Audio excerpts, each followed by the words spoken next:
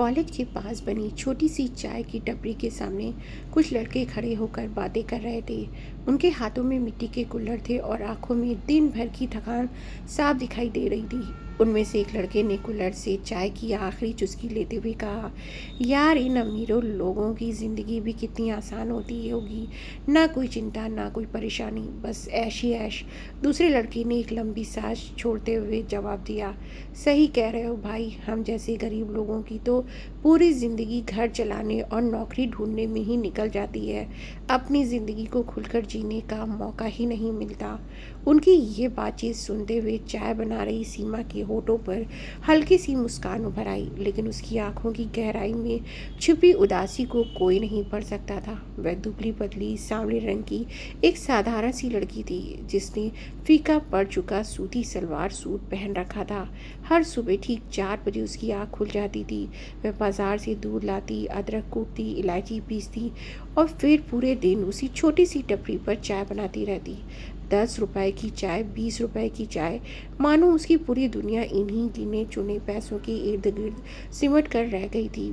फिर भी उसकी सबसे बड़ी खासियत यही थी कि उसने कभी अपनी किस्मत से शिकायत नहीं की, ना हालात से और ना ही उन लोगों से जो उसकी टपरी पर आकर चाय पीते हुए उसे दया, उत्सुकता या तिरस्कार भरी निगाहों से देखते थे। उसी समय सड़क पर अचानक एक ऐसा नज़ारा दिखाई दिया जिसने वहां मौजूद हर व्यक्ति को ठिठकने पर मजबूर कर दिया। दूर से चमचमाती हुई कई महंगी गाड़ियां एक साथ आती दिखाई दी। उनकी चमक इतनी तेज थी कि दोपहर की रोशनी भी फीकी लगने लगी। आसपास खड़े लोग हैरानी से एक दूसरे का चेहरा देखने लगे।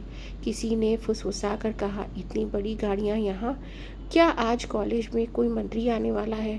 तभी सबसे आगे वाली गाड़ी से एक आदमी उतरकर बोला, सर आगे का रास्ता बिल्कुल साफ है। उसके जवाब में एक शांत और आत्मविश्वास से भरी आवाज़ सुनाई दी, ठीक है, हमें जल्दी पहुंचना है। सभी लोग सावधान रहे। कुछ ही पलों बाद पूरा काफिला सीमा की छोटी सी टपरी के सामने आकर रुक गया। सीमा के हाथ में अब भी चाय की केतली थी और उसके चेहरे पर घबराहट साफ दिखाई देने लगी थी। मुख्य गाड़ी का दरवाज़ा खुला और उसमें से लगभग 6 फुट लंबा, गोरे रंग का एक प्रभावशाली व्यक्ति बाहर निकला। उसने महंगा सूट पहन रखा था और उसके व्यक्तित्व में ऐसी दृढ़ता थी जैसे उसने जीवन में जो चाहा हो वह हासिल कर लिया हो। उसके पीछे कई लोग टैबलेट और फाइलें लिए खड़े थे। वह सीधे सीमा के सामने आकर रुका और बोला, सीमा अग्रवाल।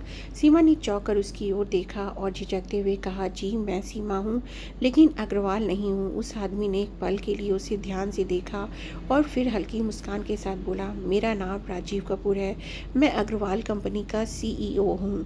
मुझे अफसोस है कि मुझे ये खबर देनी पड़ रही है कि आपके पिता राम नारायण अग्रवाल जी अब इस दुनिया में नहीं रहे। उन्होंने अपनी पूरी संपत्ति और साम्राज्य आपके नाम कर दिया है। अब आपको ही सब कुछ संभालना होगा। सीमा की आंखें आश्चर्य से फैल गईं। कुछ क्षण तक वह कुछ बोल ही नहीं पाई। फिर उसने धीमी लेकिन दृढ़ आवाज़ में कहा, सर ये संभव नहीं है। मेरे पिता तो बहुत पहले ही इस दुनिया से चले गए थे। मेरे इस संसार में मेरे पति दीपक के अलावा कोई नहीं है।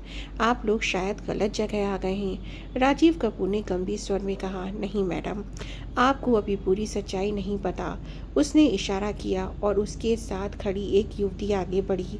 उसके हाथ में एक मोटी फाइल थी। राजीव ने फाइल खोलते हुए कहा, नाम नारायण अग्रवाल जी की इकलौती बेटी सीमा अग्रवाल आप ही हैं। जब आप केवल 5 वर्ष की थीं तब आपके चाचा कमलेश ने एक बहुत बड़ा षड्यंत्र रचा। उन्होंने आपको आपके परिवार से अलग करवा दिया और दूर एक गरीब परिवार को सौंप दिया। आपके पिता ने वर्षों तक आपको ढूंढने की कोशिश की। उन्होंने शहर शहर भटक कर आपकी तलाश की, लेकिन जिन लोगों पर उन्होंने भरोसा किया उन्हीं लोगों ने उन्हें धोखा दिया। जब तक उन्हें आपके बारे में कुछ सुराग मिलते तब तक उनकी तबीयत इतनी ख़राब हो चुकी थी कि वह स्वयं चलने फिरने में असमर्थ हो गए थे। राजीव ने अपनी जेब से एक पुरानी तस्वीर निकाली और कहा, ये लॉकेट अग्रवाल परिवार की पहचान है। ऐसा लॉकेट केवल राम नारायण जी और उनकी बेटी के पास था। इसके भीतर मौजूद निशानों का डीएनए परीक्षण करवाया जा चुका है। रिपोर्ट इसी फाइल में है। आप ही उनकी वैध उत्तराधिकारी हैं, इसमें किसी प्रकार का कोई संदेह नहीं है। अनायास ही सीमा का हाथ अपने गले में पड़े पुरानी चांदी के लॉकेट तक पहुंच गया। बचपन से वह लॉकेट उसके गले में था। उसे बस इतना याद था कि बहुत छोटी उम्र में किसी ने उसे ये पहनाया था, लेकिन वह कौन था और क्यों पहनाया गया था, ये रहस्य आज तक उसके जीवन का हिस्सा बना हुआ था। सीमा ने कांपती आवाज़ में कहा, सर, शायद आपको कोई गलत फहमी हुई है। जिसे आप ढूंढ रहे हैं वह मैं नहीं हूँ। कृपया आप लोग यहाँ से चली जाइए। मुझे किसी संपत्ति या ऑफर की ज़रूरत नहीं है। मैं अपनी इस छोटी सी चाय की टपरी में खुश हूँ। राजीव कपूर ने उसकी आंखों में देखते हुए कहा, हम आप पर कोई दबाव नहीं डालेंगे। उसने अपनी जेब से एक छोटा सा कार्ड निकाला और सीमा की ओर बढ़ाते हुए बोला, ये मेरा निजी नंबर है और ये ब्लैक डायमंड कार्ड। इसकी कोई सीमा नहीं है। इसमें लगभग 10 करोड़ रुपए उपलब्ध हैं। आप जब चाहें जहां चाहें इसका उपयोग कर सकती हैं। यदि कभी आपका मन बदले तो इस नंबर पर संपर्क कीजिएगा। मैं तुरंत आपके सामने उपस्थित हो जाऊंगा। सीमा ने हिचकिचाते हुए वह कार्ड अपने हाथ में ले लिया। राजीव ने सम्मानपूर्वक सिर झुकाया और कहा, चलता हूँ मैडम। निर्णय पूरी तरह आपका होगा। कुछ ही पलों बाद पूरा काफिला उसी शालीनता के साथ वहाँ से रवाना हो गया जैसे आया था। ना कोई शोर, ना कोई हंगामा, केवल धूल का एक हल्का सा गुबार पीछे छूट गया। सीमा काफ़ी देर तक वहीं खड़ी उस चमकदार काले कार को उलट पुलट कर देखती रही। फिर अपने आप से मुस्कुराकर बोली, लगता है फिल्म देख कर आए हैं। उसने कार्ड को अपने पुराने फटे हुए पर्स में रख लिया और फिर से चाय बनाने में व्यस्त हो गई, मानो कुछ हुआ ही ना हो। शाम के लगभग 7 बजे जब वह घर पहुंची तो उसके भीतर एक अजीब सी बेचैनी थी। घर कहने भर को वह एक छोटा सा किराए का कमरा था। एक खिड़की, एक पुराना पंखा, एक खटिया और कोने में बनी छोटी सी रसोई। लेकिन सीमा के लिए वही उसकी दुनिया थी, क्योंकि वही वह उसके पति दीपक के साथ रहती थी, जिससे वह पूरे मन से प्रेम करती थी। दरवाज़ा खोलते हुए उसने आवाज़ लगाई, दीपक कहाँ हो, काम से कब लौटे? उसकी आवाज़ सुनते ही भीतर से चिड़ी हुई प्रतिक्रिया आई। दीपक उस समय अपने मोबाइल पर किसी से बात करने में व्यस्त था। सीमा को देखते ही उसका चेहरा गुस्से से तमतमा उठा। पिछले कुछ महीनों से उनके घर में आए दिन झगड़े होने लगे थे। सीमा समझ नहीं पा रही थी कि जिस व्यक्ति को उसने अपना सब कुछ मान लिया था, उसके व्यवहार में अचानक इतना बदलाव क्यों आ गया था। उसे ये नहीं पता था कि दीपक के जीवन में कोई और भी आ चुकी थी और यही सच उसके वैवाहिक जीवन की नींव को धीरे धीरे खोखला कर रहा था। दीपक पूरी तरह बदल चुका था। वही दीपक जो कभी सीमा को मनाने के लिए उसके पीछे पीछे घूमता था, शादी के लिए उसकी हाँ सुनने के लिए तरह तरह के वादे करता था और उसके सामने खुद को दुनिया का सबसे जिम्मेदार इंसान साबित करने की कोशिश करता था। लेकिन शादी के मुश्किल से 1 साल बाद ही उसका असली चेहरा सामने आने लगा। उसके व्यवहार में वह अपनापन नहीं रहा था जिसके भरोसे सीमा ने अपने जीवन का सबसे बड़ा फैसला लिया था। उसकी बातों की मिठास धीरे धीरे कटुता में बदल गई थी और उसकी आंखों में कभी दिखाई देने वाला प्रेम अब झुंझलाहट और उपेक्षा में बदल चुका था। सीमा का जीवन शुरू से ही संघर्षों से भरा रहा था। बचपन में ही उसने अपनी असली माता पिता को खो दिया था। हालांकि उसे ये सच कभी बताया नहीं गया। जिन लोगों को वह अपने माता पिता समझती थी, वह एक सड़क दुर्घटना में इस दुनिया से चले गए थे। उसके बाद उसकी दुनिया केवल उसकी बूढ़ी दादी तक सीमित रह गई थी। उसी दादी ने उसे पाल पोस कर बड़ा किया, उसे जीवन की कठिनाइयों से लड़ना सिखाया और हर परिस्थितियों में सिर ऊंचा रखकर जीने का हौसला दिया।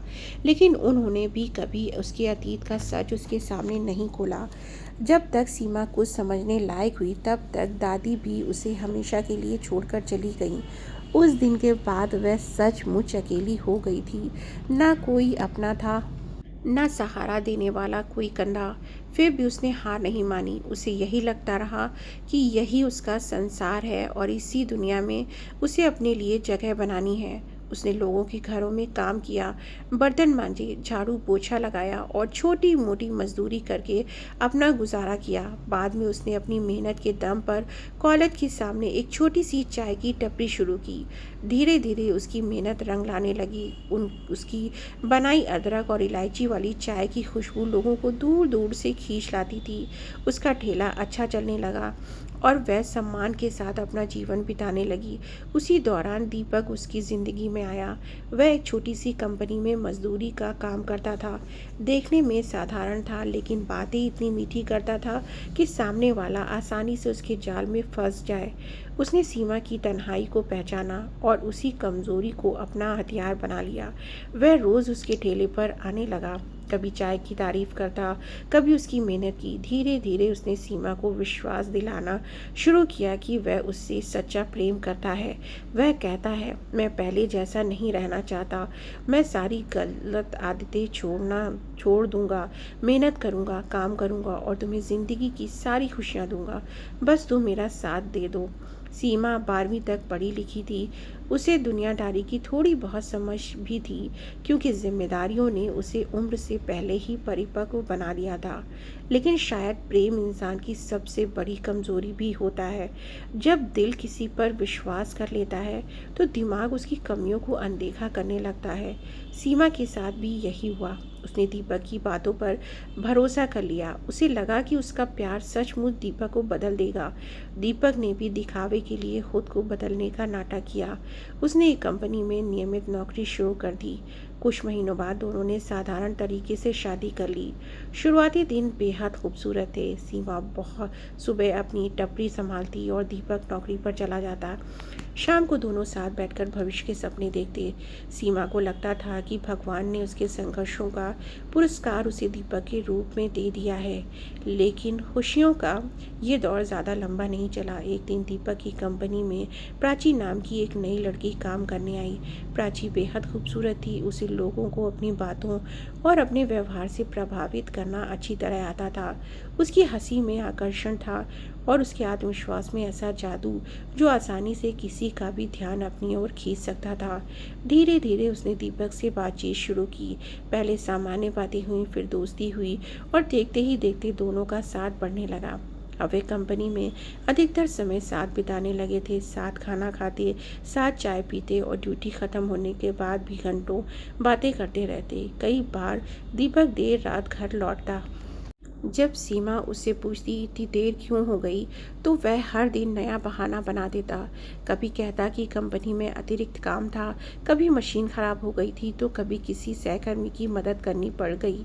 सीमा उसके चेहरे को पढ़ने की कोशिश करती, लेकिन हर बार अपने ही विश्वास के आगे हार जाती। वह खुद को समझा लेती कि उसका पति झूठ नहीं बोल सकता, लेकिन सच हमेशा ज़्यादा दिनों तक छुपा नहीं रहता। एक दिन संयोग से सीमा ने दीपक को मोबाइल पर किसी लड़की से बात करते हुए सुन लिया। उसकी आवाज़ में वह अपनापन था जो कभी केवल सीमा के लिए हुआ करता था। वे बातें किसी साधारण दोस्ती की नहीं थीं, उनमें भविष्य के सपने थे, वादे थे और वह नज़दीकियाँ थीं जिन्हें सुनकर किसी भी पत्नी का दिल टूट सकता था। उस क्षण सीमा के पैरों तले ज़मीन खिसक गई। फिर भी उसने कोई हंगामा नहीं किया। उसने सोचा कि शायद ये एक गलती हो, शायद दीपक को अपनी भूल का एहसास हो जाएगा, शायद उसका प्रेम उसे वापस लौटा लाएगा। उसने चुपचाप सब कुछ सहना शुरू कर दिया, लेकिन उसकी ये चुप्पी दीपक की हिम्मत बढ़ाती गई। अब उसका व्यवहार और अधिक कठोर हो गया था। वह छोटी छोटी बातों पर सीमा पर चिल्लाता, उसे अपमानित करता और हर समय उसमें कमियां निकालता। वह घर में रहते हुए भी घर का हिस्सा नहीं लगता था। उसकी बेरुखी इतनी बढ़ गई थी कि मानो वह जानबूझकर सीमा को मानसिक पीड़ा देना चाहता हो। धीरे धीरे सीमा को समझ आने लगा कि दीपक उसे खुद से दूर धकेल रहा है। शायद वह चाहता था कि सीमा ही तंग आकर उसे छोड़ दे, ताकि उसके ऊपर कोई दोष ना आए। लेकिन सीमा अब भी अपने टूटते हुए रिश्ते को बचाने की कोशिश कर रही थी, क्योंकि उसके लिए ये रिश्ता केवल शादी नहीं था, ये उसका विश्वास था, उसका सपना था। वह परिवार था जिसकी कमी उसने बचपन से महसूस की थी। फिर एक दिन वह क्षण भी आ गया जिसने उसकी पूरी दुनिया को बिखेर दिया। दीपक ने बिना किसी झिझक के उसकी आंखों में देखते हुए कहा, मैं तुम्हारे साथ नहीं रहना चाहता, मैं तलाक चाहता हूँ। यह सुनते ही सीमा के भीतर जैसे सब कुछ थम गया। जिस आदमी के लिए उसने अपनी तन्हाई भुला दी थी, जिस पर उसने आंखें मूंद कर भरोसा किया था, जिसके साथ बूढ़े होने के सपने देखे थे, वही आदमी आज उसे अपनी ज़िंदगी से निकाल बाहर करना चाहता था। उसकी आंखों से आंसू बह निकले, लेकिन दर्द केवल आंसुओं का नहीं था। दर्द उस विश्वास के टूटने का था जिसे उसने अपने हाथों से सींचा था। उसे पहली बार महसूस हुआ कि शायद इंसान की सबसे बड़ी गरीबी पैसों की नहीं होती, बल्कि अपनेपन की होती है। और आज वह फिर से उसी मोड़ पर खड़ी थी जहाँ उसके पास ना अपना कहने वाला कोई था और ना ही टूटे हुए दिल को सहारा देने वाला कोई कंधा। उसे बिल्कुल भी अंदाज़ा नहीं था कि उसी समय किस्मत उसके लिए एक ऐसा दरवाज़ा खोलने वाली है जो न केवल उसकी पहचान बदल देगा, बल्कि उन लोगों के चेहरे भी बेनकाब करेगा जिन्होंने वर्षों पहले उसे उसका अपना अस्तित्व छीन लिया था। सीमा की आंखों से लगातार आंसू बह रहे थे। कमरे की दीवारें उसे पहले से कहीं ज़्यादा छोटी लगने लगी थीं। दीपक के मुंह से निकले शब्द बार बार उसके कानों में गूंज रहे थे। मैं तलाक चाहता हूँ, उसने कांपती हुई आवाज़ में पूछा। लेकिन क्यों दीपक, मैंने ऐसा क्या किया है? अगर मुझसे कोई गलती हुई है तो मुझे बता दो, मैं खुद को बदल लूँगी, मैं सब ठीक कर दूँगी। दीपक ने बेरुखी से अपना मोबाइल उठाया और बिना उसकी तरफ देखे बोला, हर बात की वजह नहीं होती सीमा, मैं बस तुम्हारे साथ अब नहीं रहना चाहता। तुम जैसी ज़िंदगी जीना चाहती हो वैसे मैं नहीं जी सकता। मैं इस गरीबी से तंग आ चुका हूँ। रोज़ की यही चाय की टपरी, यही छोटा सा कमरा और यही संघर्ष। मैं अब ये सब नहीं चाहता। सीमा ने अविश्वास से उसकी ओर देखा। तो क्या इन सब बातों का एहसास तुम्हें शादी से पहले नहीं था? जब तुम मेरे पीछे घूमते थे तब तुम्हें मेरी गरीबी दिखाई नहीं देती थी? तब तुम्हें मेरा छोटा सा ठेला और मेरी साधारण ज़िंदगी बुरी नहीं लगती थी? दीपक के चेहरे पर एक पल के लिए झिझक उभरी, लेकिन अगले ही क्षण वह कठोर स्वर में बोला, उस समय जो सही लगा मैंने किया, लेकिन अब मेरी ज़िंदगी बदल गई है। मैं अपने लिए बेहतर भविष्य चाहता हूँ। बेहतर भविष्य या प्राची? सीमा ने पहली बार उसकी आंखों में आंखें डालकर पूछा। दीपक का चेहरा एकदम सख्त हो गया। उसने झुंझला कर कहा, हाँ प्राची, कम से कम वह मुझे समझती है। उसके सपने बड़े हैं, वह मेरे साथ आगे बढ़ना चाहती है। सीमा का दिल जैसे किसी ने मुट्ठी में भींच लिया हो। जिस शक को वह महीनों से अपने भीतर दबाए बैठी थी, आज वही सच बनकर उसके सामने खड़ा था। उसने धीमे स्वर में पूछा, तो मेरा क्या था दीपक? मेरा प्यार, मेरा भरोसा, मेरा इंतज़ार, क्या वह सब झूठ था? दीपक ने नज़रें फेर ली। मैं अब इन सब बातों में नहीं पड़ना चाहता। मैंने फैसला कर लिया है। इतना कहकर वह कमरे से बाहर निकल गया और दरवाज़ा ज़ोर से बंद कर दिया। उस रात सीमा ने पहली बार महसूस किया कि इंसान के भीतर का अकेलापन किसी अंधेरे कमरे से भी ज़्यादा डरावना होता है। वह खटिया के कोने में बैठी रही। उसके सामने दीपक की मुस्कुराती हुई तस्वीर घूमती रही। वह दिन याद आते रहे जब वह उसके लिए बारिश में भीगते हुए समोसे लेकर आया था।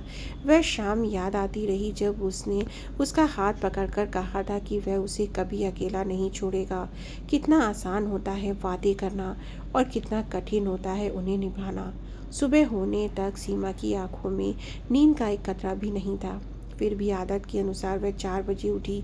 उसने चुपचाप पानी गर्म किया, चाय का सामान तैयार किया और कॉलेज के सामने अपने ठेले पर पहुंच गई। बाहर से सब कुछ सामान्य था, लेकिन भीतर उसका अस्तित्व बिखर चुका था। उस दिन भी छात्र उसके ठेले पर आए। किसी ने हंसते हुए चाय मांगी, किसी ने परीक्षा की चिंता जताई, तो कोई अपने भविष्य के सपने बुन रहा था। सीमा सबको चाय देती रही, लेकिन उसका मन कहीं और भटक रहा था। अचानक उसकी नज़र अपने पर्स पर पड़ी।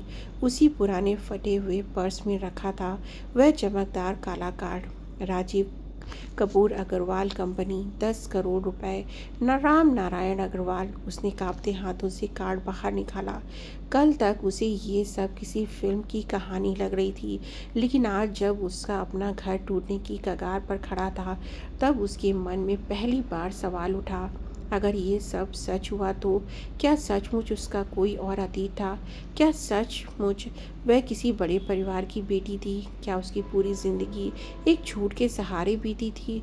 उसने अपने गले में पड़े पुराने चांदी के लॉकेट को कसकर पकड़ लिया। जाने क्यों आज पहली बार उसे लगा कि शायद इस लॉकेट में उसके जीवन का सबसे बड़ा रहस्य छुपा हुआ है। दीदी, एक चाय देना। एक छात्र की आवाज़ सुनकर वह वर्तमान में लौटी। उसने चाय बनाकर उसके हाथ में दी, लेकिन उसका ध्यान बार बार उसी कार्ड पर जा रहा था। दोपहर तक वह अपने आप से लड़ती रही। एक तरफ उसका टूटा हुआ वैवाहिक जीवन था और दूसरी तरफ उसका अनजाना अतीत। आखिरकार शाम को ठेला बंद करने के बाद उसने एक गहरी सांस ली और कांपते हाथों से मोबाइल निकाला। उसकी उंगलियां बार बार रुक रही थीं। क्या वह फ़ोन करे? क्या वह सच जानने की हिम्मत रखती है? अगर ये सब धोखा निकला तो? लेकिन अगर ये सच हुआ तो? कुछ क्षण तक आंखें बंद करके खड़ी रहने के बाद उसने राजीव कपूर का नंबर डायल कर दिया। फ़ोन की घंटी मुश्किल से एक बार बजी होगी कि दूसरी तरफ से तुरंत आवाज़ आई। हेलो, राजीव कपूर बोल रहा हूँ। सीमा की आवाज़ काँप रही थी। मैं सीमा बोल रही हूँ। कुछ पल के लिए दूसरी तरफ सन्नाटा छा गया। फिर राजीव की गंभीर लेकिन राहत भरी आवाज़ सुनाई दी। मैडम, मुझे पता था कि एक दिन आप ज़रूर फ़ोन करेंगी। आप जहाँ हैं वहीं रुकिए, मैं आधे घंटे के भीतर आपके पास पहुँच रहा हूँ। सीमा कुछ बोल पाती उससे पहले ही फ़ोन कट गया। मोबाइल को धीरे से नीचे किया। उसकी दिल इतनी तेज़ी से धड़क रहा था कि मानो सीने से बाहर आ जाएगा।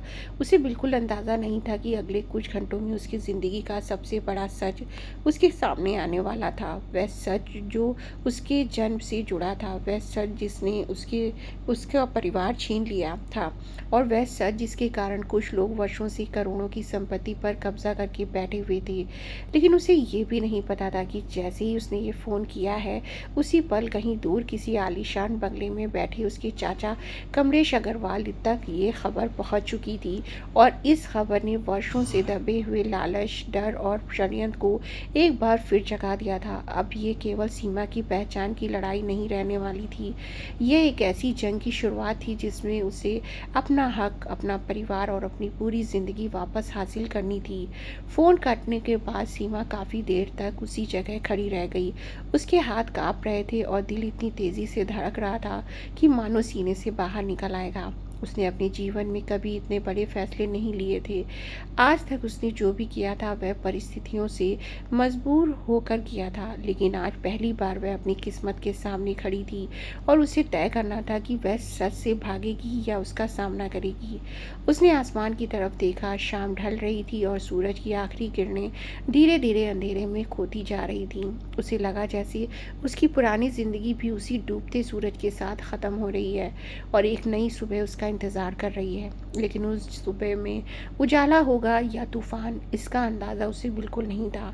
लगभग 35 मिनट बाद कॉलेज के सामने वही चमचमाती हुई गाड़ियाँ फिर से आकर रुकीं। इस बार राजीव कपूर खुद जल्दी जल्दी कदम बढ़ाते हुए सीमा के सामने आ खड़े हुए।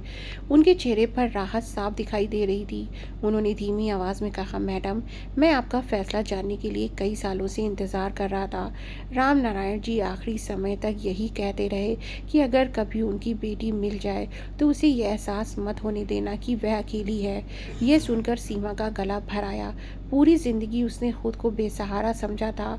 आज पहली बार कोई कह रहा था कि किसी ने उसे कभी भुलाया नहीं था। राजीव उसे गाड़ी तक लेकर गए और बोले, आपको कुछ दिखाना है, उसके बाद आप जो फैसला लेंगी वही अंतिम होगा। सीमा ने बिना कुछ कहे सिर हिला दिया। वह गाड़ी में बैठ गई। महंगी गाड़ी की मुलायम सीट पर बैठते हुए उसे अजीब सा संकोच हो रहा था। उसे याद आया कि आज सुबह तक वह मिट्टी के कुल्हड़ों में चाय बेच रही थी और अब करोड़ों की गाड़ियों के काफिले के बीच बैठी थी। जिंदगी इतनी जल्दी करवट बदल सकती है, उसने कभी सोचा भी नहीं था। करीब 1 घंटे बाद गाड़ियां शहर के सबसे बड़े और आलीशान इलाके में बने एक विशाल बंगले के सामने जाकर रुकी। लोहे का विशाल गेट खुला और पूरा काफिला अंदर दाखिल हो गया। सीमा ने खिड़की से बाहर झाँका तो उसकी सांसें थम गई। सामने एक महल जैसा घर खड़ा था। चारों तरफ फैला हुआ हरा भरा बगीचा, बीच में संगमरमर का फव्वारा, लंबा उठाए हुए और दोनों तरफ खड़े सुरक्षाकर्मी। वह अविश्वास से सब कुछ देख रही थी। उसके मन में बार बार एक ही सवाल उठ रहा था, क्या सचमुच इस जगह से उसका कोई रिश्ता हो सकता है? जैसे ही वह अंदर पहुंची, उसकी नज़र दीवार पर लगी एक बड़ी तस्वीर पर पड़ी। तस्वीर में एक सम्मानित व्यक्ति वाले व्यक्ति मुस्कुरा रहे थे। उनकी आंखों में अजीब सी अपनापन भरी चमक थी। तस्वीर के नीचे फूल रखे हुए थे। राजीव की आवाज़ भर गई, ये राम नारायण अग्रवाल जी हैं, आपके पिता। सीमा के कदम वहीं ठिठक गए। उसने तस्वीर को ध्यान से देखा। ना जाने क्यों उसकी आंखों से आंसू अपने आप बहने लगे। उसे ऐसा लगा जैसे वह चेहरा उसके लिए बिल्कुल अजनबी भी नहीं था। उसके भीतर कोई अनजाना रिश्ता जाग उठा था। वह धीरे धीरे तस्वीर के पास गई और कांपते हाथों से उसके फ्रेम को छू लिया। उसी पल उसके भीतर दबे हुए कुछ धुंधले दृश्य उभरने लगे। किसी का उसे गोद में उठाना, किसी पुरुष की हंसी, एक बड़ा सा घर और वही चांदी का लॉकेट जो उसके गले में था। सीमा वहीं ज़मीन पर बैठ गई और फूट फूट कर रोने लगी। अगर ये मेरे पिता थे तो फिर मुझे उनसे दूर क्यों किया गया? उन्होंने मुझे ढूंढा तो मुझे मिला क्यों नहीं? उन्होंने मुझे अपने पास क्यों नहीं बुलाया? उसके हर सवाल में बरसों का डर था।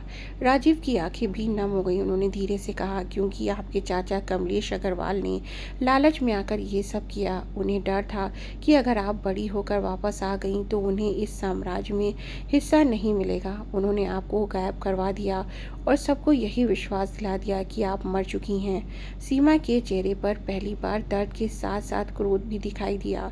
उसने अपने आंसू पोंछे और पूछा, तो इतने सालों तक वे लोग इस संपत्ति पर कब्जा करके बैठे रहे? राजीव ने गंभीर स्वर में उत्तर दिया, जी मैडम, लेकिन आपके पिता ने मरने से पहले सबूत इकट्ठा कर लिए थे। उन्होंने अपनी वसीयत बदल दी थी। उन्होंने कानूनी तौर पर आपको अपनी एकमात्र उत्तराधिकारी घोषित किया था। बस उन्हें आपकी तलाश पूरी होने का इंतज़ार था। उसी समय बंगले के बाहर अचानक कई गाड़ियों के रुकने की आवाज़ आई। राजीव का चेहरा कठोर हो गया। उन्होंने खिड़की की तरफ देखा और धीमी आवाज़ में कहा, लगता है उन्हें खबर मिल चुकी है। सीमा ने चौंक कर उनकी तरफ देखा। किसे? उसने पूछा। राजीव ने उत्तर दिया, कमलेश अग्रवाल और उनके परिवार को। वे इतनी आसानी से ये सब छोड़ने वाले नहीं हैं। कुछ ही क्षणों बाद बंगले का मुख्य दरवाज़ा तेज़ी से खुला और लगभग 60 वर्ष का एक प्रभावशाली लेकिन घमंडी व्यक्ति अंदर दाखिल हुआ। उसके पीछे उसके बेटे और कुछ वकील खड़े थे। उसकी नज़र सीधे सीमा पर पड़ी। कुछ सेकंड तक वह उसे घूरता रहा, फिर व्यंग से हंसते हुए बोला, तो आखिरकार ये लड़की वापस आ ही गई। सीमा ने पहली बार बिना झुके उसकी आंखों में आंखें डालकर देखा। अब वह वही डरी सहमी चाय बेचने वाली लड़की नहीं थी। उसके भीतर वर्षों का दर्द, अपमान और विश्वासघात जमा था। उसने शांत लेकिन दृढ़ आवाज़ में कहा, लड़की नहीं, राम नारायण अग्रवाल की बेटी सीमा अग्रवाल, और मैं ये जानने आई हूँ कि आखिर किस अधिकार से आपने मेरी पूरी ज़िंदगी मुझसे छीन ली। कमलेश के चेहरे का रंग उड़ गया। उसे शायद उम्मीद नहीं थी कि साधारण कपड़ों में खड़ी ये लड़की इतनी मजबूती से उसके सामने खड़ी हो जाएगी। लेकिन सीमा की असली परीक्षा अब शुरू होने वाली थी, क्योंकि ये लड़ाई केवल संपत्ति की नहीं थी। ये उसकी पहचान, उसके पिता के सम्मान और उन सभी रिश्तों का हिसाब मांगने की लड़ाई थी जिन्होंने उसे अनाथ बनाकर उसकी पूरी जिंदगी अंधेरे में धकेल दी थी। और उसी समय दूर अपने छोटे से किराए के कमरे में बैठा दीपक ये सोचकर मुस्कुरा रहा था कि उसने सीमा जैसी साधारण लड़की को छोड़कर अपनी जिंदगी का सबसे अच्छा फैसला लिया है। उसे बिल्कुल अंदाज़ा नहीं था कि जिस औरत को उसने ठुकरा दिया था वही अब एक ऐसे साम्राज्य की वारिस बन चुकी थी जिसकी दहलीज तक पहुंचने का सपना देखने की भी उसकी औकात नहीं थी।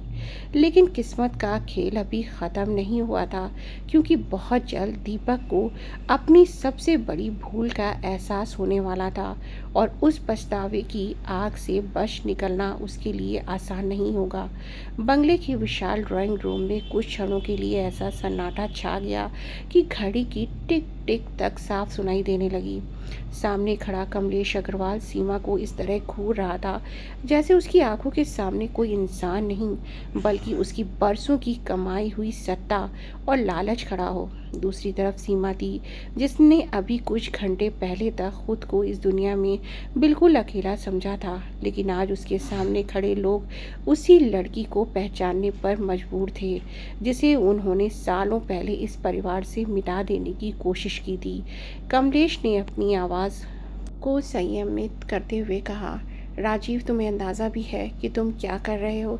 एक सड़क किनारे चाय बेचने वाली लड़की को उठाकर इस घर की मालकिन बनाने चले हो।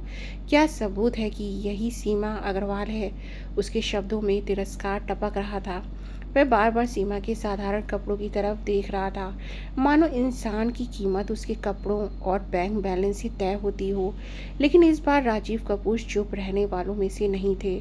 उन्होंने वकीलों की तरफ देखते हुए फाइल मेज पर रख दी और बोले, डीएनए रिपोर्ट, मेडिकल रिकॉर्ड, पुराने फोटोग्राफ, लॉकेट के बायोमेट्रिक निशान और राम नारायण जी की रजिस्टर्ड वसीयत, हमारे पास हर वह दस्तावेज मौजूद हैं जो साबित करता है कि सीमा मैडम ही इस साम्राज्य की एकमात्र कानूनी उत्तराधिकारी हैं। कमलेश के चेहरे की नसें तन गईं।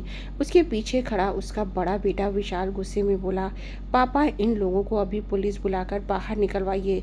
ये सब कोई साजिश है। लेकिन उसकी आवाज़ में वह आत्मविश्वास नहीं था जो कुछ देर पहले तक दिखाई दे रहा था, क्योंकि सच यही था कि वह सब जानते थे कि राम नारायण अग्रवाल ने अंतिम दिनों में उन पर भरोसा करना छोड़ दिया था। उन्हें केवल ये भरोसा था कि जिस बच्ची को उन्होंने गायब करवाया था वह कभी लौट कर नहीं आएगी। सीमा अब तक शांत खड़ी सब कुछ सुन रही थी। उसके मन में एक तूफान चल रहा था।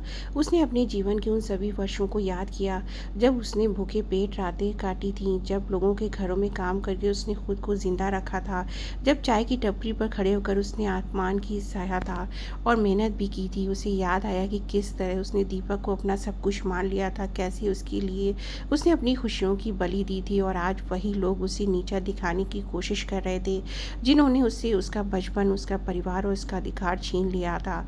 उसने धीरे धीरे आगे बढ़कर कमलेश के सामने खड़े होकर कहा, चाचा जी, मैं यहाँ किसी से भीख मांगने नहीं आई हूँ। अगर मुझे पैसे चाहिए होते तो शायद मैं पहली बार ही राजीव जी की बात मान लेती। मैं तो आज भी अपनी चाय की टपरी पर मेहनत करके 2 वक्त की रोटी कमा सकती हूँ, लेकिन मैं ये जानने का हक रखती हूँ कि आखिर मेरा कसूर क्या था। मैं 5 साल की बच्ची थी। मैंने आपका क्या बिगाड़ा था कि आपने मुझे मेरे पिता से दूर कर दिया? क्या एक बच्ची आपको इतनी बड़ी दुश्मन लगती थी? कमलेश ने नज़रें चुराने की कोशिश की, लेकिन सीमा के सवालों में वर्षों का डर था। उसने फिर कहा, क्या आपने कभी सोचा कि जिस बच्ची को आप अनजान लोगों के बीच छोड़ आए वह जिंदा भी रहेगी या नहीं? क्या आपने कभी ये जानने की कोशिश की कि वह भूखी है या बीमार है? क्या आपको कभी अपने बड़े भाई की आंखों में वह दर्द दिखाई नहीं दिया होगा जो अपनी बेटी को ढूंढते ढूंढते मर गए? उसकी आवाज़ काँप रही थी, लेकिन उसमें कमजोरी नहीं थी। कमरे में मौजूद हर व्यक्ति के चेहरे पर बेचैनी साफ दिखाई देने लगी थी। राजीव कपूर ने धीरे से सीमा के कंधे पर हाथ रखा और कहा, मैडम, राम नारायण जी ने आपके लिए कुछ छोड़ा था। शायद अब समय आ गया है कि आप उसे देखें। ये कहते हुए उन्होंने एक पुराना लकड़ी का डिब्बा मंगवाया। डिब्बे पर धूल जमी हुई थी, लेकिन उसे बेहद संभाल कर रखा गया था। जैसे ही वे खोला गया, उसमें से कई पुराने तस्वीरें, कुछ खिलौने, एक छोटे से गुलाबी फ्रॉक और दर्जनों चिट्ठियाँ निकली। सीमा की सांसें थम गईं। राजीव ने एक चिट्ठी उसके हाथ में देते हुए कहा, यह आपके पिता ने लिखी थी। हर साल आपके जन्मदिन पर वह आपको एक पत्र लिखते थे। उन्हें उम्मीद थी कि एक दिन आप लौट कर आएंगी और ये सब पढ़ेंगी। कांपते हाथों से सीमा ने पहला पत्र खोला। मेरी प्यारी सीमा, आज तुम 6 साल की हो गई होगी। पता नहीं तुम कहाँ हो, कैसी हो, किसके साथ हो, लेकिन एक बात याद रखना, तुम्हारा पिता तुम्हें ढूंढ रहा है। अगर मैं तुम्हें कभी ना ढूंढ पाऊँ तब भी ये मत समझना कि तुमसे प्यार करने वाला इस दुनिया में कोई नहीं था। तुम मेरी सास हो, मेरी उम्मीद हो। मुझे भरोसा है कि एक दिन मेरी बेटी मुझे लौटेगी। पहली पत्र पढ़ते ही सीमा की रुलाई फूट गई। उसने दूसरा पत्र खोला। मेरी गुड़िया, आज तुम्हारा 10वां जन्मदिन होगा। तुम्हारी पसंद का केक आज भी घर में आता है। तुम्हारा कमरा आज भी वैसा ही सजा है। लोग कहते हैं कि मुझे सच स्वीकार कर लेना चाहिए, लेकिन मैं नहीं मानता कि मेरी बेटी मुझे छोड़कर चली गई है। मैं इंतज़ार करूँगा। आखिर सांस तक कमरे में मौजूद कई लोगों की आंखें नम हो चुकी थीं। सीमा को लग रहा था कि जैसे उसका दिल हज़ारों टुकड़ों में टूट रहा है। उसने अपने पिता को कभी जाना नहीं था, लेकिन इन चिट्ठियों के ज़रिए वह पहली बार उनके प्यार को महसूस कर रही थी। उधर उसी समय दीपक अपने कमरे में बैठा प्राची से बात कर रहा था। वह भविष्य के सपने बुन रहा था। प्राची उसे महंगे कपड़ों, बड़ी गाड़ियों और आलीशान ज़िंदगी के सपने दिखा रही थी। तभी मोहल्ले का एक लड़का हाँफते हुए आया, उसके कमरे में आया, बोला, अरे दीपक भैया, आपने खबर सुना? कॉलेज वाली सीमा दीदी कोई बहुत बड़े घर की बेटी निकली हैं। टीवी वाले भी उनके बारे में बात कर रहे हैं। लोग कह रहे हैं कि वह करोड़ों की संपत्ति की मालकिन बन गई हैं। दीपक के हाथ से मोबाइल लगभग छूट गया। क्या बकवास कर रहे हो? उसने घबरा कर पूछा। लेकिन जब उसने अपने फ़ोन पर सोशल मीडिया खोला और खबरें देखी तो उसके चेहरे का रंग उड़ गया। उसकी आंखों के सामने वही सीमा घूमने लगी जिसे उसने गरीब समझकर ठुकरा दिया था। वही सीमा जो रात रात भर उसका इंतज़ार करती थी। वही सीमा जो उसके लिए अपने हिस्से की खुशियाँ कुर्बान कर देती थी। उसके भीतर पहली बार डर पैदा हुआ, लेकिन उसे ये नहीं पता था कि सीमा अब वह औरत नहीं रही थी जो उसके झूठ बहानों पर भरोसा कर लेती थी। अब उसके सामने केवल टूटे हुए रिश्ते नहीं थे, उसके सामने अपने पिता की अधूरी लड़ाई थी, अपनी पहचान का सम्मान था और उन लोगों को कानून के कटघरे तक पहुंचाने की जिम्मेदारी थी जिन्होंने उसकी पूरी ज़िंदगी बदल दी थी। और उसी रात सीमा ने अपने पिता की आखिरी चिट्ठी हाथ में लेकर एक फैसला किया। उसने आंसू पोंछे सीधा खड़ी हुई और दृढ़ स्वर में कहा, मैं किसी से बदला लेने के लिए ये लड़ाई नहीं लड़ूंगी। मैं ये लड़ाई अपने पिता के सम्मान के लिए लड़ूंगी। मैं उन सभी लोगों को कानून के सामने खड़ा करूंगी जिन्होंने मेरे बचपन को मुझसे छीन लिया। और सबसे पहले मैं उस चाय की टपरी पर वापस जाऊंगी जहां से मेरी पहचान शुरू हुई थी, क्योंकि मैं अपनी जड़ों को कभी नहीं भूलूंगी। उसकी आंखों में अब आंसू नहीं थे, उनमें एक नई चमक थी। वह चमक जो एक टूटी हुई औरत की नहीं बल्कि अपनी किस्मत को अपने हाथों से लिखने वाली एक मजबूत बेटी की थी। लेकिन सीमा को अभी ये नहीं पता था कि अगले ही दिन उसके सामने एक ऐसा सच आने वाला है जो उसके जीवन की सबसे बड़ी पहेली को पूरी तरह बदल देगा। क्योंकि उसके पिता के पुराने दस्तावेजों में एक ऐसा नाम दर्ज था जिसे देखकर स्वयं राजीव कपूर भी स्तब्ध रह गए थे। और वह नाम था उसकी माँ का, जिसे पूरी दुनिया वर्षों पहले मृत मान चुकी थी। अगली सुबह अग्रवाल हाउस में किसी तूफान से पहली वाली खामोशी पसरी हुई थी। रात भर सीमा को नींद नहीं आई थी। वह बार बार अपने पिता की लिखी हुई चिट्ठियां पढ़ती रही। हर पत्र में एक पिता का इंतजार था, एक अधूरी पुकार थी और अपनी बेटी के लिए बेशुमार प्रेम था जिन हाथों ने उसे कभी सहलाया नहीं था। आज उन्हीं हाथों की लिखावट उसके दिल को छू रही थी। वह सोच रही थी कि अगर किस्मत ने थोड़ा सा भी साथ दिया होता तो शायद उसका बचपन किसी महल के आंगन में बीता होता। लेकिन फिर उसने खुद को टोका, अगर उसके हिस्से में संघर्ष नहीं आते तो शायद वह इतनी मजबूत भी नहीं बनती। जिन कठिनाइयों ने उसे रुलाया था उसी ने उसे टूटकर बिखरने से भी बचाया था। सुबह राजीव कपूर कुछ पुराने दस्तावेज लेकर उसके सामने आए। उनके चेहरे पर असामान्य गंभीरता थी। उन्होंने धीरे से कहा, मैडम, हमें लगता है कि आपके पिता के साथ साथ ये कहानी ख़त्म हो गई थी, लेकिन इन कागज़ों ने एक जोर का सच ला दिया है। उन्होंने एक पुरानी फाइल उसके सामने खोल दी। उसमें अस्पताल के रिकॉर्ड, पुलिस की रिपोर्ट और निजी पत्र लिखे हुए थे। सीमा की आंखें तेज़ी से उन कागज़ों पर घूमने लगीं। अचानक उसकी नज़र एक नाम पर जाकर ठहर गई, सविता अग्रवाल। उसके हाथ काँप उठे। ये उसने मुश्किल से पूछा। राजीव ने धीमी आवाज़ में कहा, यह आपकी माँ का नाम है। आधिकारिक रिकॉर्ड में उन्हें मृत घोषित किया गया था, लेकिन आपके पिता को अंतिम समय में शक हो गया था कि उनकी मृत्यु की खबर भी एक साजिश का हिस्सा थी। उन्होंने निजी स्तर पर इसकी जांच शुरू करवाई थी। सीमा का दिल तेजी से धड़कने लगा। मतलब मेरी माँ जिंदा हो सकती है? उसकी आवाज़ में उम्मीद और डर दोनों थे। राजीव कुछ क्षण चुप रहे, फिर बोले, आपकी माँ अब इस दुनिया में नहीं है। लगभग 10 वर्ष पहले उनका निधन हो गया था, लेकिन मरने से पहले उन्होंने एक महिला आश्रम में अपने बारे में कुछ बातें दर्ज करवाई थी।